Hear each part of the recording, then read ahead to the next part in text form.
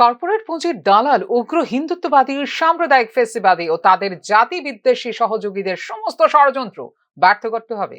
জনজাতিদের ছোট বড় প্রতিটি জনগোষ্ঠীর স্বশাসন নিশ্চিত করতে বহুস্তরীয় স্বশাসন ব্যবস্থা কায়েম করা, শিক্ষা, চাকরি ও জনপ্রতিনিধিত্ব সহ সমস্ত ক্ষেত্রে ওবিসি জনগোষ্ঠীর সংখ্যানুপাতিক সংরক্ষণ চালু, এরকমই মোট 22 দফা দাবিতে 3 ঘন্টার গণ অবস্থানে ডাক দিয়েছে ত্রিপুরা জন অধিকার সংগ্রাম পরিষদ।